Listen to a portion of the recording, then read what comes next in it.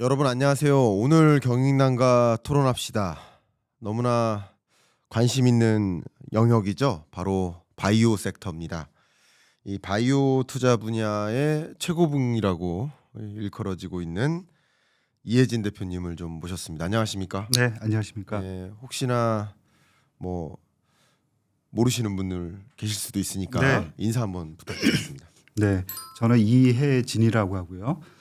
유튜브 채널 이혜진의 바이오 투자 학교 채널을 운영하고 있는 인플바이오 리서치를 운영하고 있는 이혜진이라고 합니다. 네, 감사합니다. 네. 이제 학창 시절에 이제 경제학 공부하면서 네. 이제 뭐 여러 이제 전필 과목도 있지만 전선 과목이라고 하죠. 그 중에 이제 기술 경제학 쪽 네. 이런 거 공부하다 보면 아직도 기억에 남는 게 이제 60를 표현해 주셨었어요. 벌써 정말 오래됐네요. 네. 근데 그 60 중에 뭐 IT 많이 알고 계시는 또 RT 로봇 테크놀로지, ST 스페이스 테크놀로지, 그 뭐 쭉 가다가 이제 BT가 있었는데 네. 바이오 테크놀로지. 근데 요즘 들어 BT가 부상하는 것 같습니다. 네. 특히 코로나19 이후에 바이오 테크놀로지에 대한 관심이 유독 좀 부상하고 있는 것 같습니다. 그래서 오늘은 조금 더 이 바이오 시장, 네. 이 부분에 대한 관심을 좀 집중적으로 말씀 나눠보고 싶은데, 바이오 시장 한마디로 어떻게 요약해 볼 수 있을까요? 이제 우리나라하고 미국하고 좀 차별화가 되고 있는 상황입니다. 네. 그러니까 지금 바이오가 뜨겁다고 이제 말씀을 해주셨는데 네, 뜨거운 거는 일부 종목이 뜨거운 겁니다. 그렇죠. 네. 그리고 미국은 그다지 뜨겁지는 않습니다. 미지근하다. YTD로 보면 한 10% 정도 상승했다. 엑셀비라는 대형주는 한 12%, 그다음에 바이오텍들은 10% 정도밖에 뜨지 않았거든요. 우리나라가 코스닥 제약지수 기준으로 하면 한 17% 정도 상승을 했어요. 국내가 미국보다 약간 뜨겁다 이렇게 봐야 되거든요. 이런 현상은 과거에 없었습니다. 네, 그러니까 우리는 약간 미국보다는 살짝 뒤에, 뭐 예를 들어서 한 분기 더 뒤에 미국이 떨어지면은 그 다음번에 떨어지고 올라가면은 그 다음번에 쫓아올라오고 이런 흐름이었는데 연초부터는 전혀 다른 흐름이 나오고 있는 거죠. 그래서 바이오가 뜨겁냐 그러면 바이오가 뜨겁다라는 표현은 약간 좀 맞지 않을 수도 있겠다. 구분을 해야 된다는 거죠. 네, 네, 글로벌리 바이오가 뜨겁냐? 그렇지 않습니다. 네. 그래서 국내 바이오가 일부 핵심주 중심으로 해서 뜨겁다. 그거는 맞습니다. 네, 네. 그래서 국내의 일부 핵심주들이 뜨겁다 정도로 요약할 수 있을 것 같습니다. 네. 그럼 바이오에 대한 관심이 뜨겁다. 이 표현 괜찮습니까? 일부 주식들이 굉장히 폭발적으로 올라가기 때문에 네.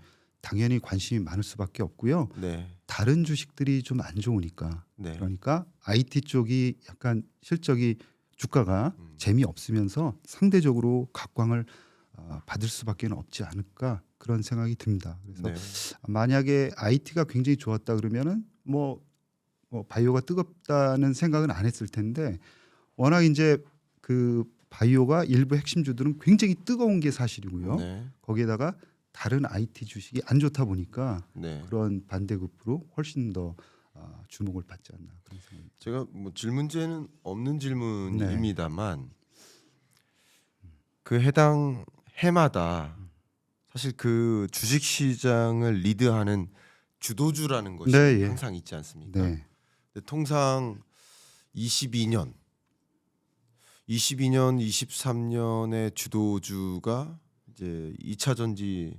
전기차였었다라고 한다면 24년 올해로 넘어오면서 그 주도주가 반도체, AI 반도체로 좀 넘어오는 흐름이었다가 이제 24년 하반기에 또 주도주가 바이오로 조금 넘어오는 네. 그런 흐름으로 전개되는 것은 네. 좀 틀림이 없어 보인다. 네. 저는 이런 네. 생각을 좀 했거든요. 네. 이런 부분에 대해서는 혹시 어떤 뭐 공감이어도 좋고 네. 반대 의견도 좋습니다. 어떤 네. 생각을 갖고 계십니까? 저도 이제 뭐 그 27년간 이제 펀드 매니저를 하면서 네, 매년 문제가 뭐냐면 핵심주를 그 산업을 놓치게 되면 전부 다 놓치게 되는 그렇죠. 거죠. 왜 그러냐면 전 섹터에다가 가지고 있는 예를 들어서 1,000억의 자산이다, 2,000억의 자산이다 그러면 어느 섹터로는 배분을 해야 되는데 중심 섹터를 놓치게 되면은 그 돈은 그냥 가만히 있는 게 아니라 어느 엉뚱한 섹터에 들어가 있는 거죠. 그러니까 2배로 손실이 날 수밖에 없는 겁니다. 네. 그래서 항상 핵심 주도주를 놓친다. 그리고 핵심 산업을 놓친다 그러면 전체 다를 망칠 수밖에 없다는 거예요. 아까 이제 교수님 말씀하신 대로 핵심 주도주는 말씀하신 그대로 이렇게 흘러오고 있는 거고요. 거기에는 국내 바이오의 특수한 상황이 있고 이제 천천히 말씀을 드리겠지만 그리고 금리가 또 움직이고 있지 않습니까? 네. 그래서 그 두 가지가 움직이면서 바이오는 움직이고 있다라는 네. 거고요. 이 흐름은 대부분의 사람들이 벌써부터 바이오는 이제 너무 많이 올라가지고 끝난 거 아니냐 이런 얘기들을 많이 해요. 그런데 그런 게 아니다. 근본적인 변화가 있는 거고 핵심주 위주로 밸류에이션이 올라가고 있는 거다. 밸류에이션이라는 거는 기존에는 그런 대접을 받을 만 했다라는 거죠. 국내 바이오가. 그런데 이제는 그런 게 아니죠. 그래서 렉나자 이후에는 국내 바이오는 옛날처럼 밸류에이션을 나쁘게 받을 이유가 전혀 없다. 네. 그런 측면에서 전체적으로 이제 뒤늦게 기관과 최근 보면은 외국인들이 주요 핵심 주도주를 지금 이 가격에 이제 사기 시작합니다. 네. 그래서 이제 그 바이오에 관심 있으신 분들은 그런 그 기저에 흐르는 맥락을 읽으셔야지 아마 긴 흐름, 앞으로도 많이 가야 할 그 흐름을 놓치지 않지 않을까 그런 생각을 해봅니다. 좋습니다. 저희 채널의 좀 특성이 네. 아마 대표님이 뭐 여러 이제 네. 유튜브 채널이나 방송에 출연해 보시면 네. 좀 특이한 차이점이 하나 있으실 텐데 네. 토론이라는 차이가 있어서 예. 저도 살짝 의견을 좀 드립니다만 혹여나 뭐 상충되는 의견이 있어도 네. 뭐 편하게 네. 반대나 다른 의견을 말씀 주셔도 예, 좋겠습니다. 그래서 알겠습니다. 저는 또 저의 의견을 좀 드리는 편인데 네. 미국 같은 경우요. 지금 아직까지도 미국은 주도주 역할을 반도체가 하고 있기 때문에 그래서 거시경제적 영향을 좀 많이 받고 있다라고 저는 판단을 하고 있습니다. 예를 들면 금리나 기대감이 굉장히 강해져요. 그럴 때 유독 주가가 뭐 S&P 500이 고점을 갱신해요. 그러면 꼭 AI 반도체주가 그 고점 갱신을 리드해요. 근데 반대로 금리나 기대감이 꺾여요. 네. 금리 인하 안 할 것 같아요. 예를 들면 뭐 물가가 다시 튀어요. 뭐 이러면 다시 소위 반도체주가 내려오면서 전반적인 주가가 하락하는 흐름. 그러니까 변동성이 심한 거죠. 주도주가 결국 거시경제의 그 기대감이 등락을 반복할 텐데 그 등락을 반복하는 그 움직임이 주도주를 중심으로 더 작용되는 흐름이 있다. 좀 변동폭이 좀 더 크다. 근데 큰 그림에서는 그 주도주를 중심으로 전고점을 계속 갱신해 나가고 있다. 저는 이렇게 큰 그림을 좀 보고 있긴 합니다. 네. 혹시 대표님은 이런 그림에서는 어떤 판단을 하고 계십니까? 그렇게 봅니다. 그러니까 네. 미국은 금리의 영향.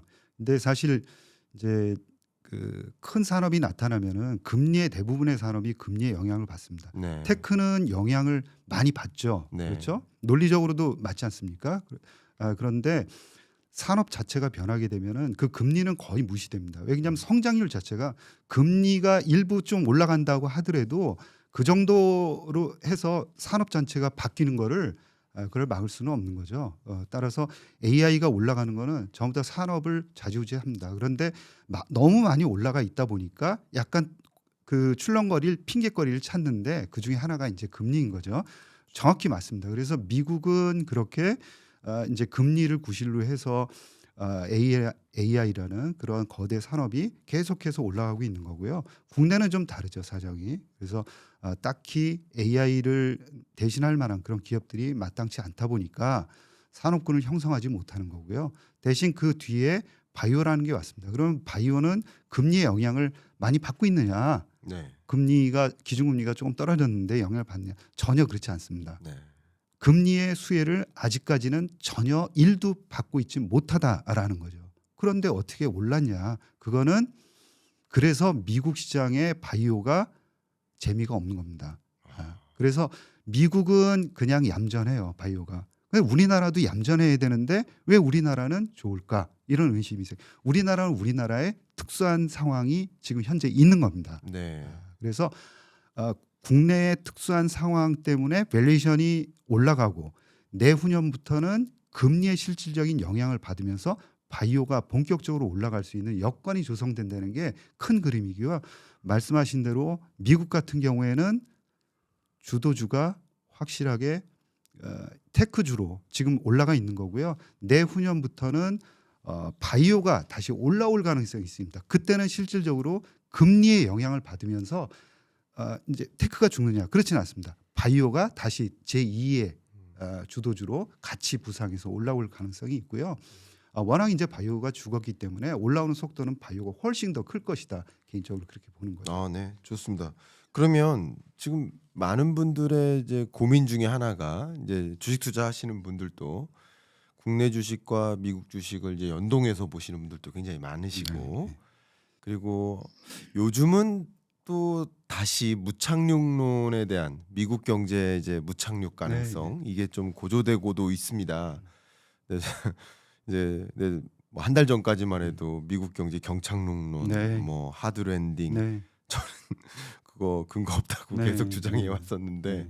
지금 다시 무착륙론이 이제 공론화되고 있어요. 근데 그렇지만 아직까지도 뭐 경기 침체 가능성을 배제할 수는 없기 때문에 그러면 미국 경제가 만약에 침체된다. 그러면 이제 한국 경제도 영향을 받을 수 있다. 왜냐하면 연동성을 가지고 있다라고 판단하시니까 네. 그런 부분에 대해서는 혹시 어떤 의견을 갖고 계신지? 제가 이제 바이오 전문적으로 보다 보니까 바이오 중심으로 말씀을 드리겠습니다. 네네. 경기가 침체되더라도 그다음에 경기가 뭐 이렇게 완만하게 저는 이제 완만하게 흘러갈 것이다. 계속 이제 호사가들이 계속 위아래 얘기하지만 경제 지표를 주간 단위로 이렇게 뜯어보면은 전혀 그렇지 않거든요. 좋고 나쁘고가 계속 겹치고 있습니다. 그러니까 완만하게 이제 그 흘러내리고 있다. 그 정도로 해석을 하고 있거든요. 그러니까 경기가 급작스럽게 침체된다 그러면 아마 금리가 빠른 속도로 인하가 되겠죠. 근데 요번에는 금리 인하의 최대 수혜주는 바이오가 될 것이다 그렇게 생각하고 있습니다. 그리고 금리가 완만하게 인하되는 국면에서는 원래 스토리대로 바이오가 올라갈 수밖에 없다. 그래서 경기가 침체되든 아니면 경기가 완만하게 뭐 이제 연착륙하든 상관없이 바이오는 올라갈 수밖에 없다라는 거고요. 특히나 가장 좋은 점은 미국 바이오가 주가가 굉장히 낮습니다. 많이 네. 떨어졌어요. 그리고 거의 지금 한 2년 반 이렇게를 계속 옆으로 횡보 조정을 보이고 있거든요. 네. 밑으로 가든 위로 가든입니다. 네. 그래서 밑으로 가려고 그러면 밑으로 갈 만한 이유를 찾아야 되는데 그렇지는 않거든요. 그래서 한 2, 3년 정도 계속 그 임상에 대한 주요한 임상 결과들을 잘 내고 있어요. 미국 쪽에서. 그러다 보니까 전체적으로 이제 올라갈 수 있는 타이밍을 찾고 있다. 이렇게 보고 있는 겁니다. 네. 제가 지금 토론 중에 제 공식적인 의견을 드리는 건 아니고요. 네. 토론 중에 문득 떠오른 네. 의견을 잠깐 설명만 드리면 제가 그 2차 전지 전기차 가격이 치솟을 때 상대적으로 반도체 가격이 많이 떨어져 있었을 때 그때 이제 2024년에는 주도주가 반도체로 바뀔 것이라고 의견을 드린 바가 있었어요. 왜냐하면 경제 국면이 바뀔 때 네. 경제 국면이 바뀌는 국면에서 상대적으로 조정이 많이 됐던 네. 그러니까 높지 않게 형성돼 있던 그런 영역이 주도주로 부상할 가능성이 굉장히 높다. 네. 왜냐하면 국면이 바뀐다는 얘기는 새로운 기대감, 금리 인하 기대감이 조성되는 그런 국면에 상대적으로 저렴하게 형성되어 있는 그런 주식 종목으로 대거 돈의 유입이 일어날 가능성이 높기 네. 때문이다라고 설명드렸던 네. 바가 있어요. 네. 근데 지금 제가 공식적인 의견은 아닙니다. 향후에 제가 명확하게 판단하고 공식적인 의견을 좀 드릴 수도 있겠습니다만 이제 대표님 말씀을 인용해서 제가 그냥 잠정적으로만 말씀드린다면 미국의 바이오 영역의 주가가 낮게 형성되어 있고 지금 피벗의 관점에서 다른 국면으로 전환될 때 근데 상대적으로 반도체 가격은 높고 그리고 나머지 사실 주도주라고 할 수 있는 섹터가 많지 않거든요. 한번 생각해 보세요. 주도주라고 내놓을 만한 섹터가 소위 2차 전지, 반도체 그리고 바이오예요. 그리고 나머지는 없어요. 주도주라고 할 만한 것들이. 그죠? 셋 중에 하나거든요. 근데 이 영역들보다 상대적으로 가격이 저렴하게 형성돼 네. 있는 영역이 있는데 그게 기점이 거시경제적으로 기점이 바뀌는 구간에서는 또 주도주로 부상할 수 있거든요. 네. 그럴 수 있다라는 걸 잠깐 의견을 드리는데 그렇게 되면 또 다른 기회가 있을 수 있다는 생각도 좀 듭니다. 지금은 잠정적인 생각을 잠깐 말씀을 드리는 겁니다. 이제 추가적으로 의견을 나중에 드리겠습니다. 다만 여기서 좀 드는 생각 중에 하나가 이거 혹시 그냥 단순히 테마주 아니냐? 그러니까 예를 들면 뭐 지속 가능성에 대한 의문을 품으시는 분들도 분명히 있을 수 있겠습니다. 네. 이게 꾸준히 투자해도 되는 거냐? 네. 뭐 이런 의문을 갖고 계신 분들도 분명히 계실 텐데 네. 안전한 업종이라고 보시는지 네. 이 부분 질문 드리고 싶습니다. 네. 네. 이 부분에서는 바이오에 대한 이제 이해가 상당히 필요합니다. 네. 그러니까 바이오 산업이라는 게 모든 주식이라는 건 안전 자산이 아니죠. 위험 자산입니다. 그런데 바이오 주식은 그거보다 더 변동성이 큽니다. 왜 그러냐면 바이오 기업들, 특히 신약을 개발하는 기업들은 그럴 수밖에 없습니다. 매출액이 없고요. 그 다음에 돈이 없습니다. 그래서 돈을 계속 주주들한테 빌립니다. 그리고 이 신약을 개발하는 그 기간도 굉장히 깁니다. 여기에다가 임상을 통과를 해서 신약을 개발할 확률이 임상에 들어가더라도 10%밖에 안 됩니다. 그런데 글로벌리 가장 좋은 물질이라는 걸 예를 들어서 A라는 기업인데 빅파마가 인정했다고 칩시다. 그래서 기술을 사갔습니다. 빅파마가 사갔다는 거는 그 물질을 빅파마가 가져가서 빅파마가 임상을 진행한다는 겁니다. 자기의 물질로 자기의 자식으로 삼아서 자기가 이 자식을 키워보겠다는 겁니다. 그리고 나서는 뭐 이제 대학을 마치고 직장을 사회에 이제 내보낸다는 얘기인데요. 이 확률이 굉장히 떨어지죠. 자, 그러면 어떤 일로 인해서 바이오가 수급이 안 좋아졌습니다. 그러면은 순식간에 안 좋은 불안한 생각이 드는 겁니다. 야, 이 기업은 매출액도 없는데 그리고 돈도 없고 그리고 가만히 생각해봐. 물질은 엄청나게 좋아서 예를 들어서 일라이릴리가 사갔는데 야, 그래도 임상에서 성공할 확률은 전체적으로 신약이 나올 확률은 10%밖에 안 된대.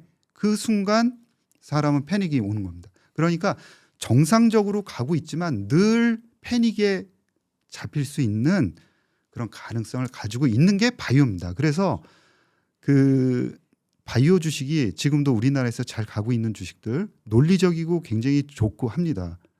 그걸 부정하는 게 아니라 언제든지 짧은 굉장히 심한 드로다운이 나올 수 있고 그게 바이오의 속성이라는 거죠. 그래서 안전하냐 그러면은 안전한 게 아니라 바이오의 그런 기본적인 속성을 이해하는 게 대단히 중요하고요.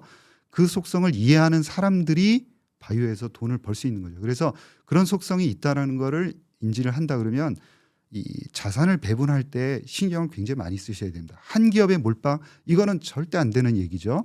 그렇기 때문에 포트폴리오 개념이 바이오 쪽에서는 무조건 나와야 되고요.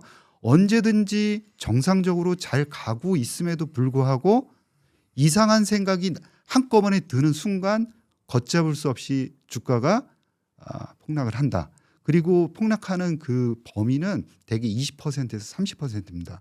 그러니까 아마 여러분들 20, 30% 그러면은 나는 이 주식 20, 30% 먹으러 들어갈 거야 라고 지금 뭐 목표 수익률이 1년에 20%, 30%야. 그런데 바이오는 그렇지 않아요.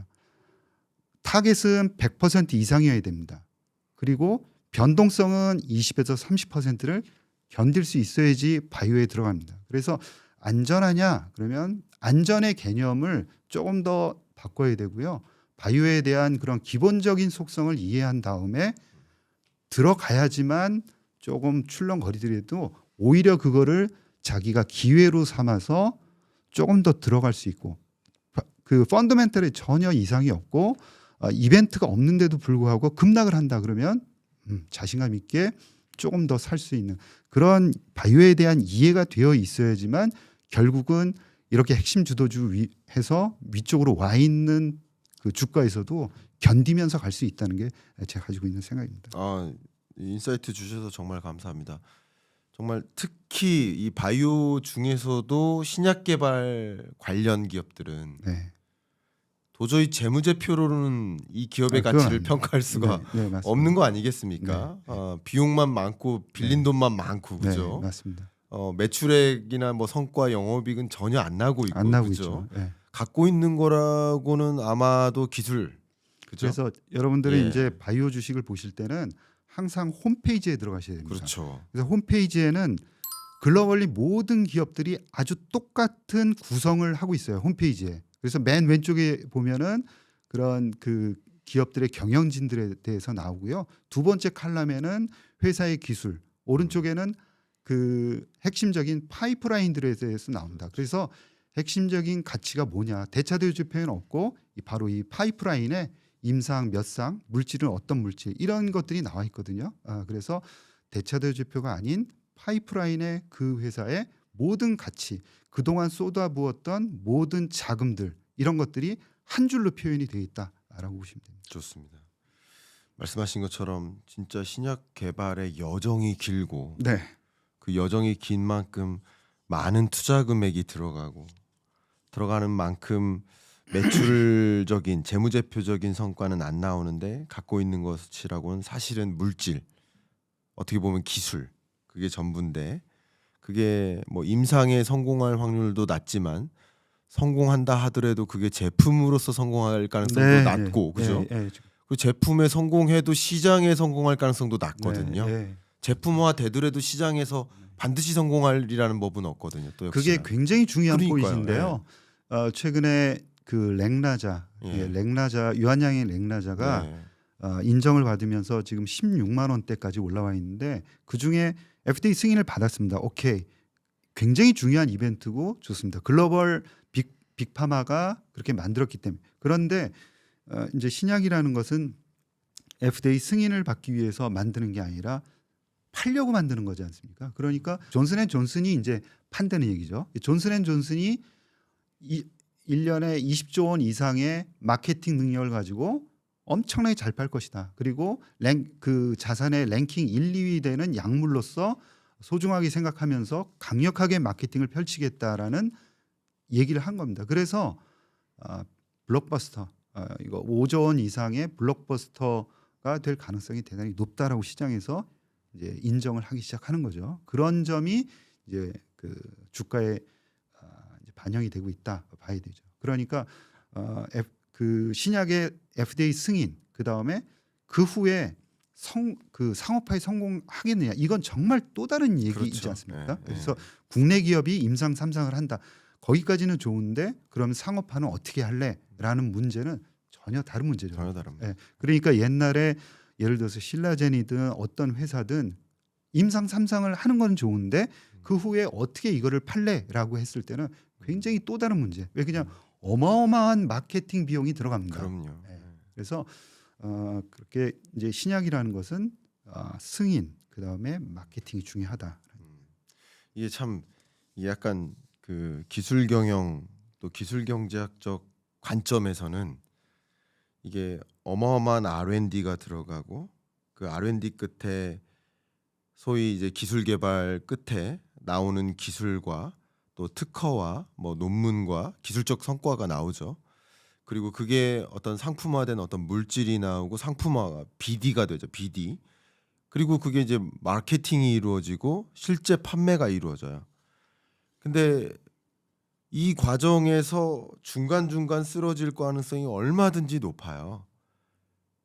근데 이제 특허 받을 확률도 뭐 5%가 안 되는데 마켓에서 나오는 모든 상품이 다 성공하는 게 또 아니잖아요. 그래서 결과적으로 이제 성공할 만한 상품을 찾아서 성공할 만한 상품을 개발하자 하는 접근이 일종의 하이테크 마케팅인데 그런 고민을 좀 최근에 이제 시도하기도 했지만 그러니까 이런 관점에서 이게 이 말씀하신 것처럼 바이오 시장에 대한 관심이 뜨거운 만큼 이런 이 바이오 주식에 투자한다는 그런 관점에서 확실한 기대 수익률도 높지만 그만큼 리스크도 상당 부분 있다라는 것을 알고 투자하실 필요가 있다라는 네. 그 경고의 메시지도 이혜진 대표님의 메시지도 굉장히 신중하게 우리가 받아들여야 되겠다라는 생각도 저도 하게 됐습니다. 국내 이 바이오 관련 그 종목들의 최근 상승세가 굉장히 좀 두드러지게 나타나고 있습니다. 네. 그것은 사실이라고 볼 수 있겠고요. 이렇게 몇몇 종목들이 두각을 나타내고 있는 그런 모습들, 네. 공통적인 어떤 특징들 뭐라고 볼 수 있을까요?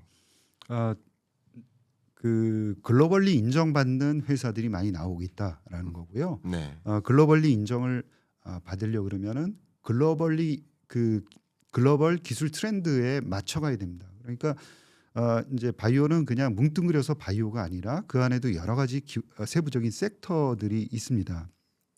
그래서 이제 각광받는 그런 섹터들에서 글로벌 기술 경쟁력을 인정을 받아야 되는 거죠. 그래서 우리나라 기업이 미국에 있는 나스닥에 상장되어 있는 빅파마한테 기술 수출을 했다라는 것은 무엇을 얘기하냐면 글로벌리 그 해당 섹터, 예를 들어서 ADC다 그러면 ADC에서 글로벌리 모든 경쟁자들을 다 살펴보니 너가 제일 좋더라라는 걸 픽을 당한 겁니다. 네, 그러니까 의미가 굉장히 큰 거죠. 바이오는 국내 바이오라는 게 없습니다. 네. 여러분들 그 생각을 잘 하셔야 되는 게 국내에만 팔 수 있는 바이오 이건 가치가 없는 거죠. 네. 그래서 바이오는 무조건 글로벌입니다. 얘기할 때는 제가 모든 말씀을 드릴 때는 글로벌하고 비교합니다. 그래서 기술 수출했다 그러면은 처음에 보실 때는 대상이 누구냐, 누가 사갔냐.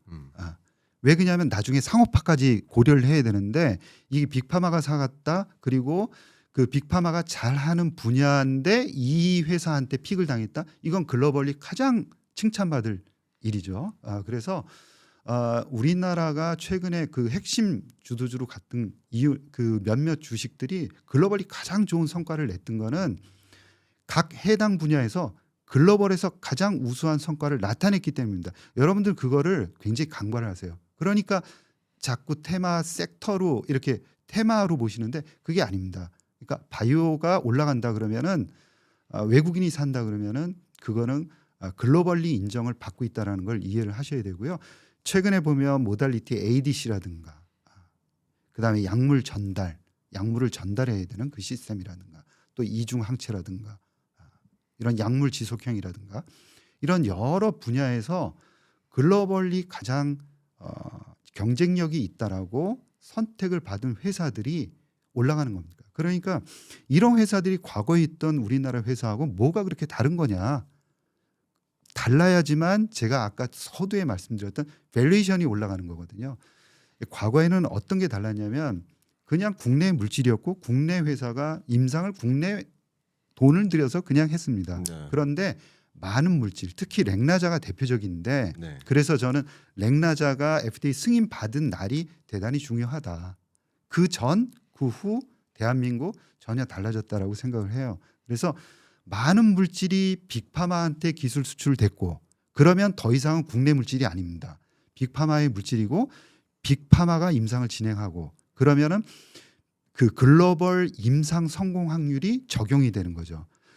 글로벌리 임상 성공 확률은 임상 일상이 한 60%대가 되고요. 이상은 30% 초반, 그 다음에 3상이 50% 중반 정도 됩니다. 전부 다 곱하기 하면 10% 안쪽으로 들어갑니다. 임상들은.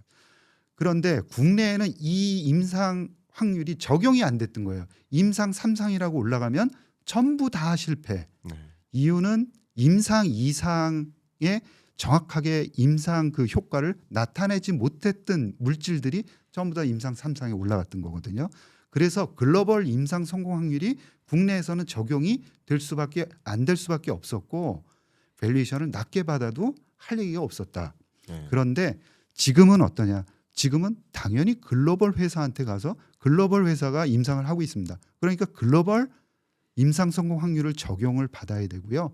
특히나 최근에 픽을 당하는 회사들은 글로벌리 경쟁해서 되는 약물들입니다. 그래서 뭐 최근에 이제 뭐 DAC라든가 RPT 방사성 의약품 물질이라든가 이런 쪽에서의 그 약물의 특성을 보면은 글로벌 경쟁력을 충분히 가지고 있는 약 물질들이 많이 올라오고 있다.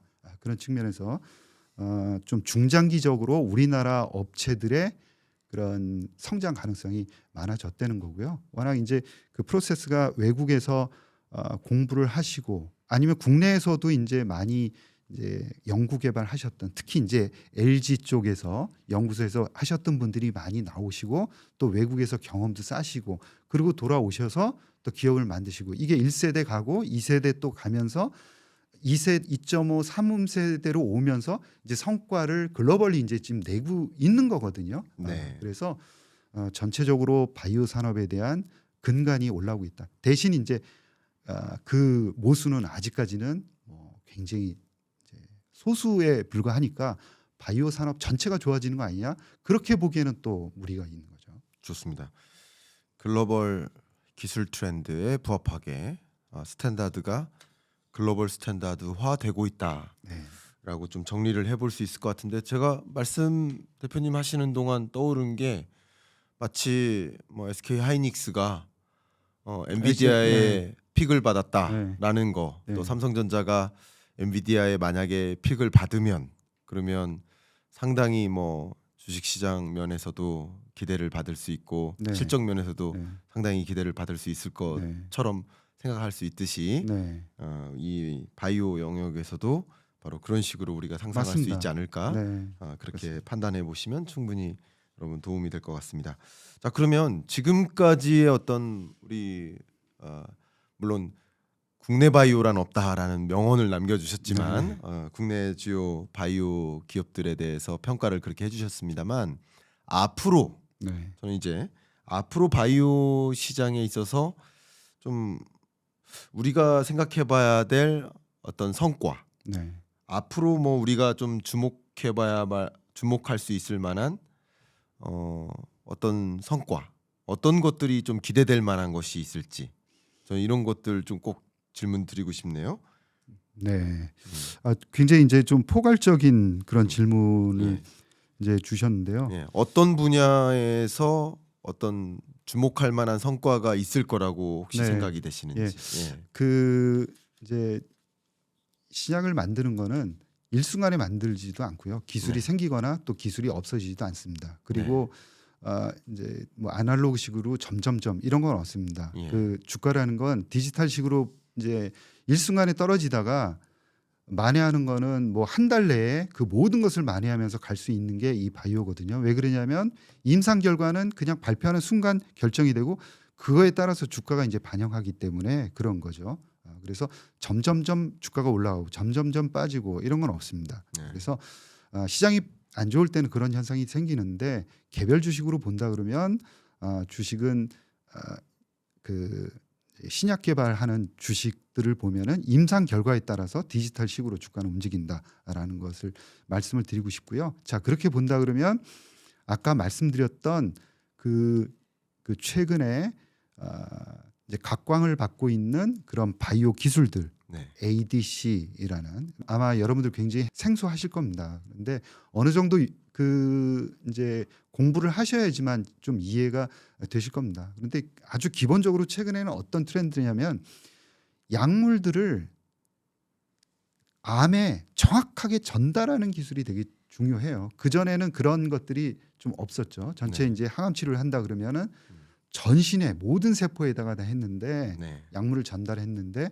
지금 그게 아니라 정확하게 폐암이면 폐암에게만 전달하고 네. 그래서 타겟에만 정확하게 약물을 전달하는 기술이 최근에 요구가 되는 거고요. 그게 그 기능을 하는 게 바로 항체라는 거를 활용을 하는 겁니다.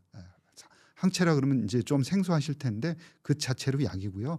바이오 그 삼성 바이오로직스 같은 그런 회사들이 만들어내는 약물들이 전부 다 항체 약물들입니다.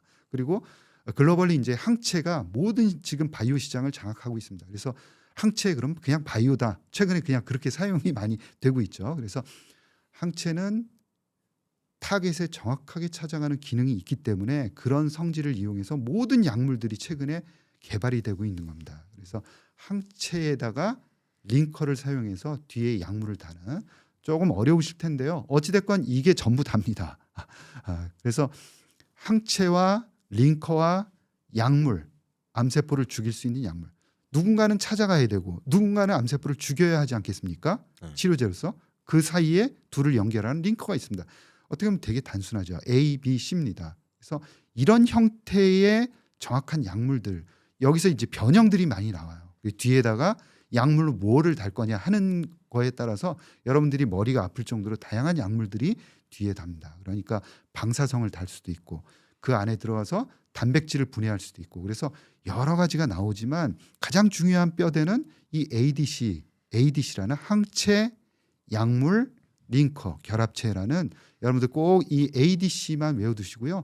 모든 것들은 다 ADC의 변형 상태가 오고 최근에 주가가 다 좋은 회사들은 대부분 이 ADC를 변형하거나 아니면은 정확하게 약물을 전달하는 그 기술을 약물의 전달체 기술을 가지고 있는 회사들이 각광을 받고 있다라고 최근 바이오 트렌드를 정리할 수 있을 것 같습니다. 네. 명확하게 또 말씀해 주셔서 감사하고 네.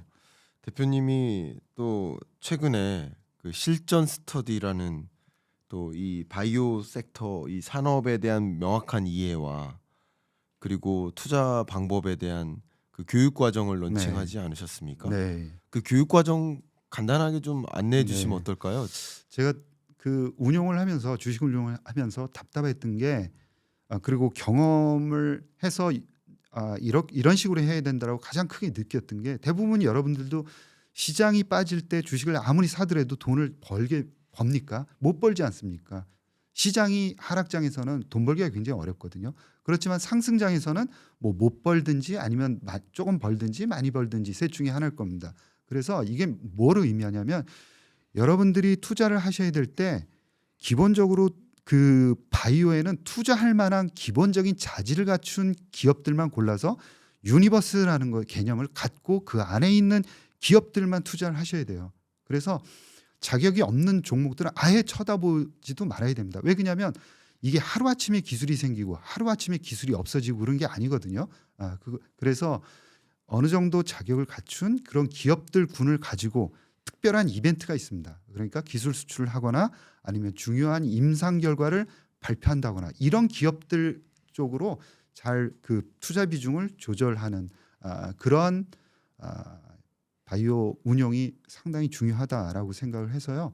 기업을 골라낼 때 선정하는 방법이라든가 또 기술은 어떤 기술이 있고 그리고 유니버스를 관리하고 비중을 조절하는 이런 전체적인 바이오 운영과 관련한 교육입니다. 지금 한 3기 정도를 진행을 현재 하고 있고요.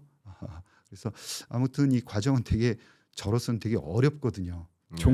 왜 그러냐면 매주 기업을 2개를 분석을 해야 되고 그 주에 있는 거를 정리하고 하는 작업이기 때문에 너무 좀 고통스럽긴 한데요. 일단은 힘나는 대로 끌고 가고 있습니다. 아무튼 관심 있으신 분들은 좀 참여해 주셔도 좋을 것 같습니다. 좋습니다. 제가 여러 이 바이오 시장을 놓고 이제 큰 틀에서 이제 말씀을 이제 쭉 해주고 계신데 이제 바이오 영역에서도 이제 여러 이제 섹터를 좀 몇 가지 구분해 보면 뭐 큰 관심을 갖고 있는 영역 하나가 이제 위탁 생산, 네. 그죠? 네. 위탁 생산은 또 워낙 우리나라가 잘하고 있는 영역 네. 중에 하나죠. 네. 그리고 워낙 우리나라가 고령화의 흐름이 빠르다 보니까 그리고 우리나라뿐만 아니라 세계 주요국들의 네. 고령화 정도가 진전되고 있다 보니까 뭐 성인병, 네. 비만 네. 이런 것에 대한 관심이 고조되는 네. 분위기예요. 그러다 보니까 아무래도 그런 수요가 네. 늘어날 것에 대한 그런 준비로서 이 수요가 늘어날 것으로 보고 있는데 네. 그러니까 자연스럽게 이제 비만에 대한 고민 그리고 이제 당연히 암, 항암제 동시에 이제 치매. 그러니까 이제 저는 뭐 바이오 섹터 중에서도 저의 경우에는 이런 위탁 생산, 항암제, 비만 그리고 치매 이런 영역들이 또 가장 주요한 우리가 관심 가져야 될 영역이다라고 저도 이제 물론 이제 제가 주로 거시경제를 보지만 주요 산업들을 좀 관심 있게 들여다보고 있거든요. 네. 이렇게 보는데 이렇게 물론 이제 교육 과정에서는 더 심층적으로 보시겠지만 네. 이 바이오 산업 중에서도 네. 뭐 제가 이렇게 거론한 이런 영역 네. 중에서 좀 중요하게 네, 예. 관찰해야 된다라는 거 포인트 한번 말씀해 네. 주신다면요. 조금 전에 말씀하셨던 항암 부분이 가장 크고요. 예. 그다음에 신경 쪽, 그다음에 이제 뭐 대사 질환, 그다음에 자가 면역 이런 쪽으로 이제 관심들이 많습니다. 그런데 모든 지금 말씀하신 그 중요한 질환들 있지 않습니까? 그리고 빅파마들이 가장 관심 갖는 조금 전에 말씀하신 부분들이 전부 다 핵심적인 그런 영역들이거든요. 그런데 조금 전에 말씀드렸듯이 그런 영역으로 예를 들어서 뭐 이제 그 비만 치료제, 그다음에 뭐 뇌질환, 퇴행성 뇌질환 치료제라든가 또 암 치료제 모든 것들이 다 그 약물이라는 건 있습니다. 그렇죠. 이 약물을 어떻게 정확하게 그 타겟에 전달할까가 전달입니다. 그래서 전달. 오늘은 아마 바이오 그러면 여러분들 무슨 생각하셔야 되면 전달이구나. 전달. 전달입니다. 지금 알츠하이머 관련한 치료제가 2개가 나와 있는데 아리아라는 내부종이라든가 뇌출혈 같은 부작용이 굉장히 많아요. 네. 그거는 정확한 곳으로 전달이 잘 안 되고 있다는 거거든요. 뇌 속에 일정 부분에 다 모여 있는 게 영상을 찍어보면 보여요. 약물이 가야 할 곳으로 골고루 가지 못하고 특정한 곳에 몰려 있거든요. 네. 그러니까 역시나 약물의 전달 문제입니다. 그런데 예. 최근에 이 약물을 정확하게 전달하는 그런 기술들이 개발이 되고 있어요. 네. 그래서 여러분들은 그냥 그 조금 전에 말씀 어떤 질환이 가장 큰 질환인가 굉장히 좋은 질문입니다. 그래서 저도 그 2가지 포인트를 가지고 공부를 하셔야 된다라고 하는데 시장이 작은 시장은 재미가 없어요. 주가도 한정적입니다. 그래서 어느 시장이 크냐? 비만 큽니다. 뇌질환 큽니다. 암 큽니다. 다 좋은 타겟이고요. 2번째, 기가 막히게 약물을 전달해서 치료 효과도 좋고 부작용도 없느냐? 정말 남들한테 박수를 받을 만한 그런 치료 효과를 나타냈느냐? 렉나자가 그렇게 된 거죠. 아미반타맙하고 병용 치료했을 때 EGFR 변이가 있는 비소세포 폐암 환자들을 그렇게 잘 고친 겁니다. 기존 치료제보다도. 그러니까 정확하게 타겟에 가서 부작용 없이 약물을 치료 효과를 낼 수 있느냐 하는 기술. 그러니까 그 아까 말씀드렸듯이 그런 치료제들을 개발하기 위해서 이중 항체라든가 특히 뇌 같은 데는 최근에 이제 11월 초에 알츠하이머 학회가 열립니다. 거기서 아주 중요한 임상 결과들이 발표돼요. 아까 임상 결과 그러면 그냥 그렇겠지 그런 게 아닙니다. 굉장히 신중하게 연구 개발을 꾸준히 해왔던 그 데이터 한 개를 발표하고 회사의 운명, 주가가 결정되는 아주 중요한 순간이고요. 그래서 그냥 일반적으로 우리 오늘 이런 결과가 나왔어 이렇게 발표하는 게 아니라 아주 그 뭐라 그럴까요? 파괴력 있게 그런 학회를 통해서 합니다. 그래서 그런 데이터들에 대해서 관심을 가져야 되는데 거기서 이제 이중항체라는 개념으로 뇌에 정확하게 약물을 전달하는 그런 기술도. 그러니까 계속 전달입니다. 약물을 치료하는 약물을 전달할 수 있느냐. ADC 정확하게 이 약물을 타겟에 전달하는 기술입니다. 그래서 여러분들은 모든 바이오 그러면은 전달이 중요하구나. 전달하는 방법 중에는 최근에 ADC가 상당히 각광을 받고 있고 뼈대가 되는 핵심 기술이구나. 여기에는 최근에 우리나라의 리가켄 바이오가 굉장한 각광을 받고 있고 해외로 계속 기술 수출을 하고 있습니다. 기술이 있냐 없냐는 여러분이나 저나 판단할 수 있는 영역이 아니라고 생각하고요. 증권거래소가 판단할 수 있는 영역도 아니라고 생각하고요. 애널리스트가 판단할 수 있는 영역도 저는 아니라고 생각합니다. 누가 가장 잘하냐? 그거는 기술을 사가는 빅파마의 바로 그 담당자입니다. 글로벌리 가장 많은 해당 물질을 보는 거죠. 그리고 가장 이 물질이 좋다라고 데이터들을 다 보고 픽을 해 가는 겁니다. 그러기 때문에 빅파마가 기술을 수출했을 때는 굉장한 관심을 가지고 지켜봐야 되고 그만한 이제 가치를 주가에 반영을 시킨다라고 봐야 되는 거죠. 대표님 강의 전달을 또 잘하시네요. 아 그렇습니까? 네, 강의 전달을 또 너무 멋있게 잘해주십니다. 말씀해주셨던 것처럼 제가 아까도 비슷한 말씀을 드렸는데 네. 우리가 판단할 일이 아니다. 네, 예. HBM 네. 우리가 판단할 일이 우리는 아니다. 판단을 못하죠. 엔비디아가 엔비디아가 판단할 판단하는 일이에요. 거죠. 그렇죠. 마찬가지. 네, 역시 누가 더 전달을 잘하느냐, 네, 빅파마가 판단할 일이다. 네, 맞습니다. 말씀하신 대로 네, 그런 것들 역시 글로벌 기술 트렌드에 맞느냐라는 네, 것을 분명히 우리는 좀 평가를 받았다라는 네. 것을 우리는 눈여겨봐야 된다 이런 말씀 주셨습니다. 우리가 이 바이오 주식 아까도 계속 뭐 여러 가지로 말씀 주셨는데 바이오 주식만큼은 특히 이 신약 개발 가능성 또 시기 뭐 이런 부분에 있어서 좀 상당히 불확실한 부분들이 많이 있습니다. 그래서 변동성이 큰 분야라는 것은 뭐 분명하다 볼 수 있겠습니다. 그러니까 하이 리스크 하이 리턴에 해당되는 섹터임에는 틀림이 없는 것 같아요. 그만큼 이 바이오 투자에 대한 저도 계속 강조를 하는 겁니다. 네, 위험성이 있다. 그러면 이 부분에 대해서 네, 물론 얼마만큼 또 수익성이 있고 네, 얼마만큼 위험성이 있는지를 네, 예. 한번 강조해서 설명해 주신다면요. 예. 자, 그러면 최근에 가장 잘 나가는 리가켄 바이오를 한번 사례를 드리겠습니다. 리가켄 바이오가 약이 있습니까? 약이 없습니다. 중국 임상 3상 빼면은 지금 임상 1상 단계입니다. 그럼 누군가 그렇게 묻습니다. 이 회사가 기술은 좋다고 하는데 신약을 개발할 확률이 몇 퍼센트냐? 그러면은 임상 1상 단계는 지났죠. 그렇게 본다 그러면 한 20-30%로 20%대로 올라가 있을 것 같습니다. 그러면 나머지 70-80%는 안 되는 거야? 라고 물으면은 그렇지라고 대답할 수밖에 없습니다. 그런 순간 주가는 어떻게 되겠습니까? 밑으로 급락을 할 수밖에 없습니다. 그래서 언제든지 그럴 가능성이 있다는 거죠. 그렇지만 이 회사가 임상 1상에서 보여주었던 그 데이터들이라는 게 있습니다.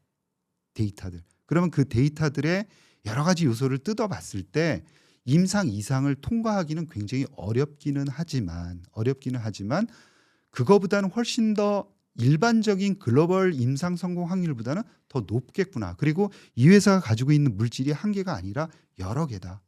그리고 빅파마들이 가져가서 연구 개발을 통해서 조금 더 임상 성공 확률을 높일 가능성이 있다라는 거죠. 그래서 이 회사 자체로도 포트폴리오가 되어 있습니다. 그렇지만 이 회사의 잠재적인 그런 임상의 실패 확률 이런 거는 무조건 잠재되어 있다. 리스크는 있다라는 거죠. 그거를 인지한 후에 투자를 한다.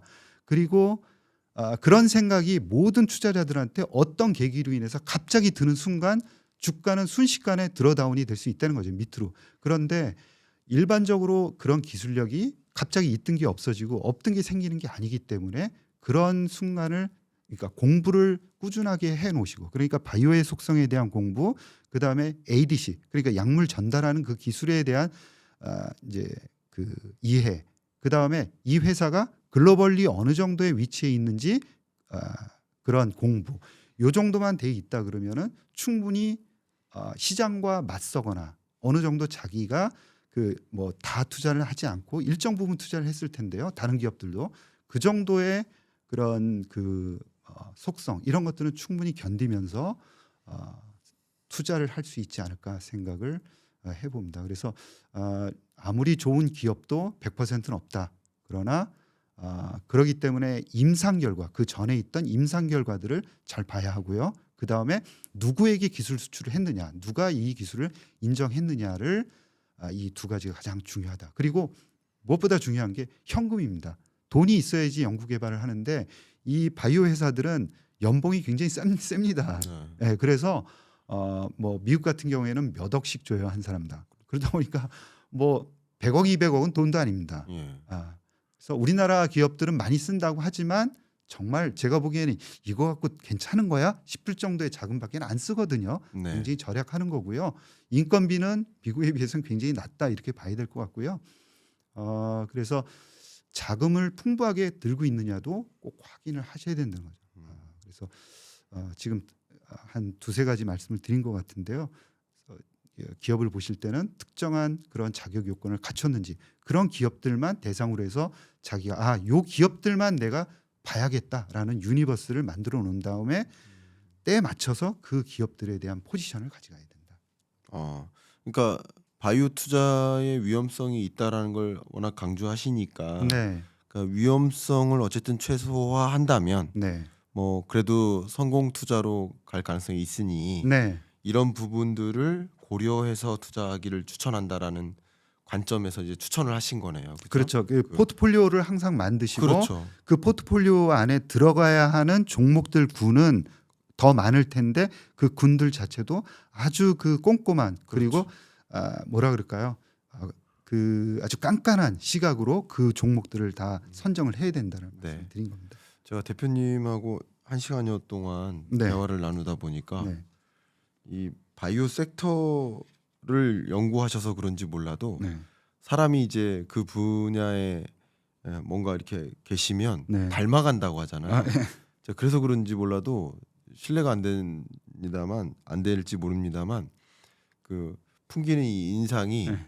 그 의사 선생님이나 아니면 약사 선생님 같은 전혀 관심이 그 관계가 없습니다. 그런 인상이 네. 좀 예. 담겨 있다라고 저는 느꼈었거든요. 네. 네, 그렇게 주시는 조언도 굉장히 강하게 느껴졌고요. 네. 제가 여러분들께 가끔 이런 말씀을 드리는데 투자할 때 감나무가 있단 말이에요. 네. 근데 어떤 감이 떨어질지 몰라요. 네. 그럼 어떤 감이 떨어질지 모르니까 그냥 막연히 아무 감 밑에서 누워서 입 벌리고 누워 있어요. 네. 그렇게 하는 거랑 네. 그 감나무를 잘 면밀히 조사해요. 그래서 딱 보니까 어떤 감이 다음에 떨어질 가능성이 높겠다. 네. 얘가 제일 많이 익었고 그 다음 떨어질 가능성이 높다 하는 감 밑에 누워서 입을 벌리고 누워 있는 거랑은 차이가 있다라는 네. 말씀을 좀 드리거든요. 네. 근데 방금 말씀 주신 그 포트폴리오를 구성하는 조언이 네. 제가 생각하고 있던 투자 조언하고 좀 비슷한 것 같아서 네. 좀 공감 갑니다. 그렇군요. 예, 바이오는 특히 말씀드렸듯이 기술이 없는 기업하고 있는 기업하고 주가 보면은 정말 진짜 반대입니다. 최근에 보면 어저께도 제가 한 주가를 한 100개 정도 기업을 봤는데요.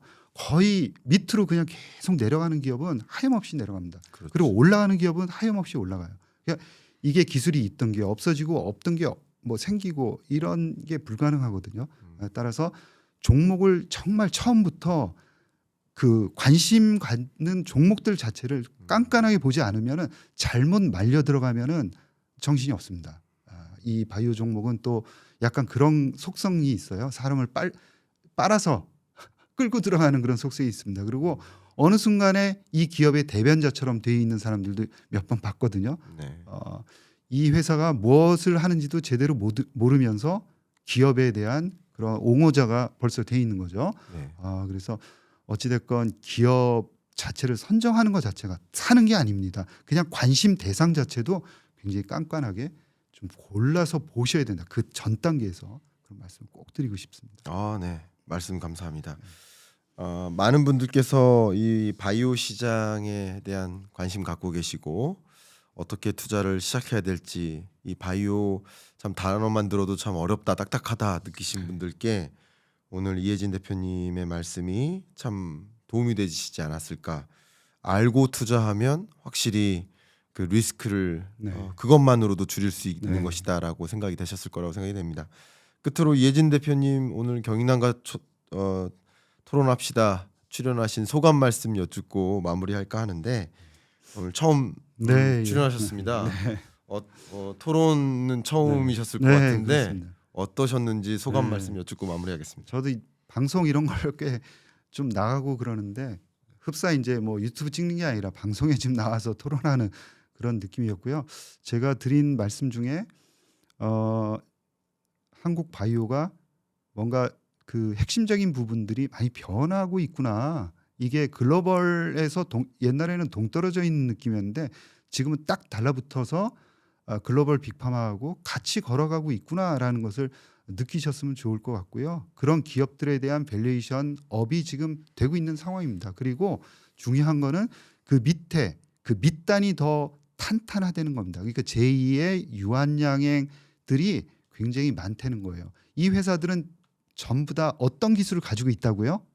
정답은 전달 기술입니다. 약물을 정확하게 전달하는 기술을 가지고 있죠. 그래서 여러분들은 앞으로 그런 제2의 유한양행들을 잘 고르셔서 앞으로 내년, 내후년 금리가 조금씩 떨어지면서 더 좋은 환경이 나오고 중장기적으로 바이오가 주도적으로 갈 때 절대 소외되지 않고 그중에 정말 깐깐한 종목들만 잘 고르셔가지고 제대로 수익을 내시면 좋겠습니다.